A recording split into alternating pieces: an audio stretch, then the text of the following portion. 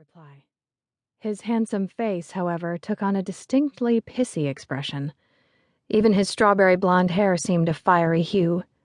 Fine, so we weren't swapping names and getting cozy. Fair enough. You wouldn't believe how hard it was, keeping my eyes on his face. The struggle was real.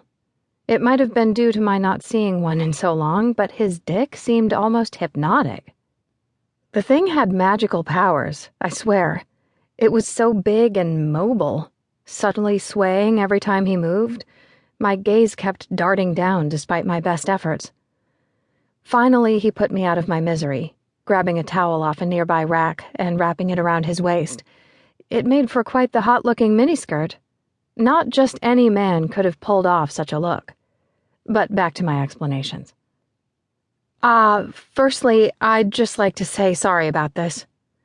I waved a hand at him and his bathroom and, well, everything, really. For any inconvenience I might have caused here in your bathroom. The guy stood tall, looming over me with his hands on hips. Tattoos covered his arms to his wrists. Still, he had a whole lot of sinew on show. Definitely not the kind of man you'd want to mess with. Dude could probably snap me in half in a second. I bet he was a tattoo model, or a biker, or a pirate, or something. Something a lot hot, and more than a little scary. Shit. I really should have chosen another house. I don't normally break into people's places and hide out in their tub, I babbled, on the verge of incoherency. So I'm really sorry. Seriously, so very sorry. But you've got a lovely home. That's so. Not that, I mean, that's not why I'm here. Fucking hell, my mind was a disaster. I took a deep breath, letting it out nice and slow before trying again. I love the old arts and crafts bungalows, don't you?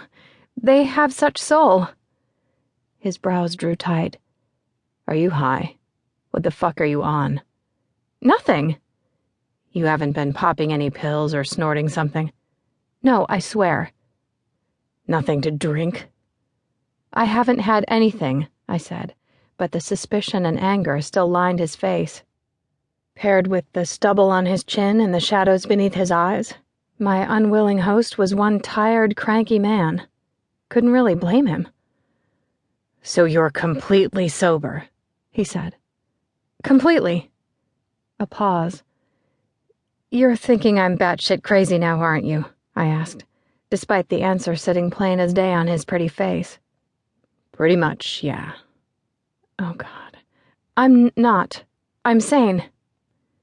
You sure about that? He looked down the long line of his nose at me, distinctly unimpressed. Seen a lot of weird shit in my years. Stuff like you wouldn't believe. But I got to tell you, right now, you are taking the cake. Great. And I was so definitely probably going to jail. Someone ought to give me a cookie. My ability to take a bad situation and make it worse today was amazing. You touch any of my stuff? He asked. Take anything? Yes, your sofa is cunningly hidden down the front of my dress. You won't believe where I fit the TV. Again, his eyes narrowed dangerously. Between you and me, probably not the time to be funny, babe. Crap. I'm sorry. I didn't mean that. You have every right to be mad. Damn right I do. I nodded, contrite. I haven't touched any of your things. The dude just stood there, staring. Lots going on behind his eyes, none of which I could read. A stray tear trickled down my face. It must have saved itself up just for the occasion. Gah, how pathetic.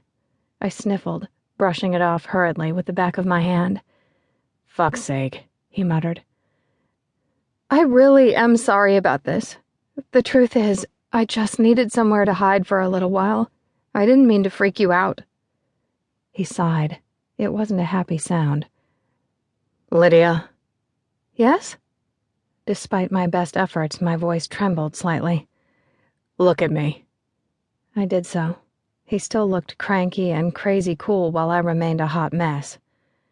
I'm Vaughan, he said. Hi. He tipped his chin and silence fell between us once.